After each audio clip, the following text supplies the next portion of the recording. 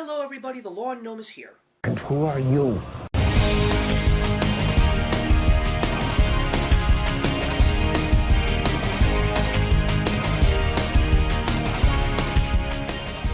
So today we're going to be talking about a movie that I think a lot of us were excited to see, especially if you are fans of Agatha Christie in the booktube community. This is the newest version in cinema of Murder on the Orient Express, this time around directed by Gilroy Lockhart. I'm sorry, that would be Kenneth Branagh, and I don't care if any of you who have been around hearing me say this joke, it is never going to get old, but it's directed by Kenneth Branagh and starring a slew of fantastic actors of today, including Kenneth Branagh himself as the famed detective Hercule Poirot, and let's go through this laundry list of fantastic actors who are in this movie. We have got Daisy Ridley, Leslie Odom Jr., Penelope Cruz, Josh Gad, Johnny Depp, Willem Dafoe, Dame Judi Dench. I mean, you pretty much get the picture, am I right? A fantastic cast in a movie that has been done a couple of times, but definitely something to bring to a whole new generation of moviegoers. It's the classic whodunit mystery. And it's one of those stories that we really haven't seen much in cinema outside the world of horror when it comes to somebody actually committing a crime. So for me, this was something that I felt was a little bit refreshing to experience, and something that I was very optimistic about. So after seeing this movie, and I also want to make this clear, I haven't read the book, nor have I seen the classic film, which I am hoping to see soon and review on an episode of Throwback next year, and I will say I am going to fall in the middle in this one. It is not a bad movie by a long shot, but it is nowhere fantastic either.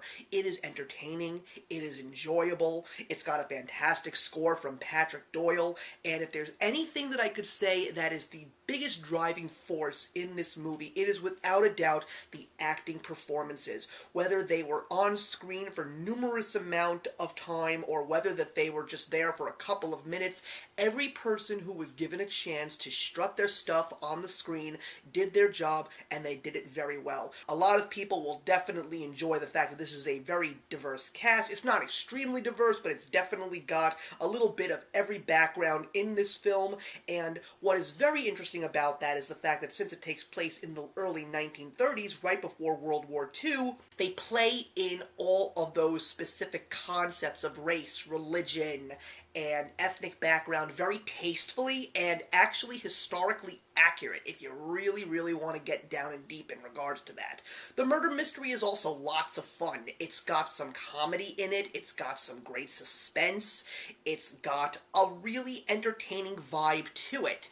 At the beginning, you may find this movie a little bit all over the place. I mean, it's overly done with comedy, and it's got so many different stories from every which way. You may find yourself confused, you may try and wonder what the heck is going on, because this is just not the kind of movie that I was anticipating. It's sort of one of those scenarios where it's a whole bunch of cars on separate parts of a highway. There may unfortunately be an accident, and the minute those cars crash into each other, that's when the story is going to take shape, and that's when the movie really changes. It really goes from fun and entertaining and funny to really entertaining, suspenseful, and serious, and that's when it all really starts to shine. I would definitely say that this is a movie that you should see, specifically if you just want to have a good time at the theaters and be entertained. But if you didn't see it in theaters, I would definitely say don't lose sleep over it. I actually knew the ending. I didn't read the book even, but I still knew the ending, and it's because of the fact that I've been watching the famed television show Cheers, and there was an episode where Frasier, who's played by Kelsey Grammer, gets really angry at everybody at the bar, and he gives away a whole bunch of endings to movies and books, and one of them was Murder on the Orient Express, and the minute I heard that, I was like, oh god damn it, he just ruined the whole story for me. Honestly, even when I got to the ending knowing exactly who was going to end up being the murderer, I still thought that how it all got executed and how it all came together, I found it to be very well done, and quite ingenious, to be honest with you. It was really cool. I had a good time at the theaters. It is a movie that I wouldn't mind seeing again. It's not a movie that I want to own on DVD, but I'd like to see other people see this movie. I'd like to hear what they have to say, and I'd really like to see if this movie makes a good amount of money at the box office, because there's a whole bunch of additional Agatha Christie novels that star this famed detective, and there could be a chance that this movie could spawn a couple of sequels.